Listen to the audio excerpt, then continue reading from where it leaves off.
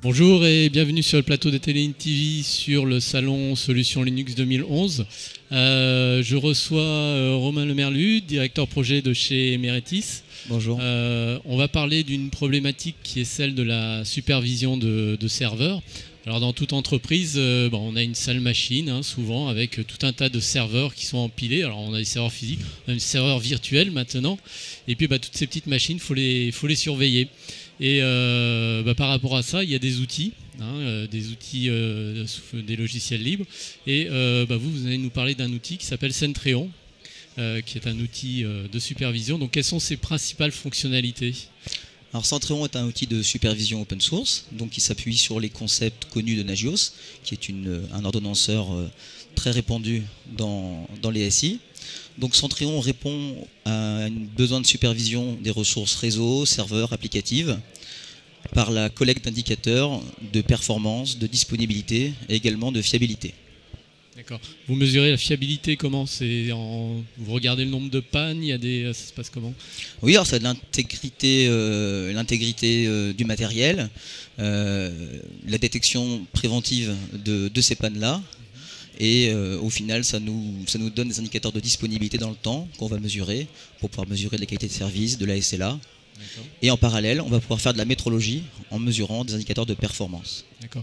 Donc concrètement, qu'est-ce qu'on met en place ? J'ai un certain nombre de serveurs, j'ai mon Centreon qui va les superviser. Est-ce qu'il y a des choses à installer ? Il y a de la configuration ? Comment se passe un projet, de déploiement d'un outil de supervision comme Centreon ?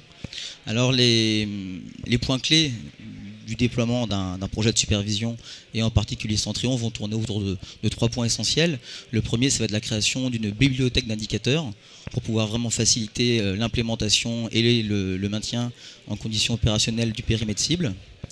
Ensuite, ce qui est important, c'est qu'on puisse remporter l'adhésion des utilisateurs, puisque la supervision au quotidien, c'est beaucoup d'informations qui remontent. Il faut pouvoir cibler vraiment les données. Donc là, il y a un travail de personnalisation des listes de contrôle d'accès et des droits utilisateurs. Et au niveau de ces utilisateurs, ça va être qui ? C'est plutôt des informaticiens ou c'est pas les utilisateurs finaux quand même ? Avec Centreon, ça peut être tout type de population, puisqu'on va avoir des informations techniques qui vont remonter, assez techniques, et après on va pouvoir agréger ces indicateurs au sein d'objets plus métiers qui vont toucher une population un peu moins technique en effet, comme les DSI. On va avoir des remontées d'informations, elles vont être sous quelle forme ? Des graphiques, des emails, des alertes ? Alors, qu'est-ce qu'on peut faire comme... On a un bac à événements en temps réel, donc des informations qui s'additionnent en fonction des tests de fonctionnement qui sont réalisés. Et puis, on va avoir un traitement a posteriori avec des écrans de reporting, des écrans de métrologie, pour pouvoir, après, analyser a posteriori cette supervision. D'accord. Donc ça, en fait, c'est une solution qui s'adresse à tout corps, toute société qui possède un parc serveur important, des hébergeurs, etc. Aujourd'hui, qui utilise Centreon en fait ? Alors à partir du moment où on a besoin de superviser ces infrastructures, de connaître en temps réel les informations de disponibilité, de performance pour pouvoir diagnostiquer et anticiper, on a la possibilité d'utiliser Centreon. Donc on va toucher tout type de structures, des industriels, des infogéreurs. On travaille en sous-traitance avec des sociétés de services ou en frontal sur des comptes, des ministères, les gens de la défense. Bon, voilà. La supervision, elle est utilisée un peu partout et nous, on se positionne dans tout type de compte. Centreon, est-ce que Centreon ne s'appuie pas sur un outil qui s'appelle Nagios en fait, qui permet de faire la supervision ou aujourd'hui c'est un outil totalement autonome ? Alors c'est vrai qu'historiquement, le but de Centreon servait à interfacer le moteur de collecte Nagios, qui était assez pauvre en termes de l'interfaçage utilisateur, donc on l'a créé dans ce but-là. Et puis de fil en aiguille, on est arrivé à un produit qui a dopé les fonctionnalités de Nagios pour arriver à un produit à part entière de supervision, qui s'appuie sur Nagios pour la couche de collecte. Mais après, l'ensemble des traitements, des données, de présentation, d'historisation sont faites par Centreon. D'accord. Centreon aujourd'hui, c'est une communauté.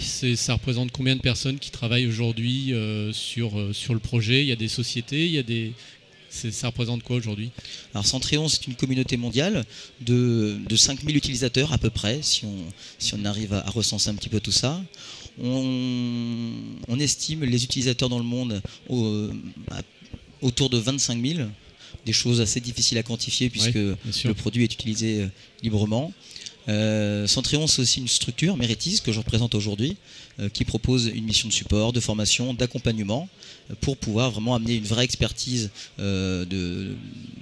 autour du logiciel, pour épauler des intégrateurs, ou alors pour répondre favorablement à des demandes de structures qui veulent mettre en place le produit. Et les grandes lignes directrices, les évolutions futures pour Centréon, c'est quoi ?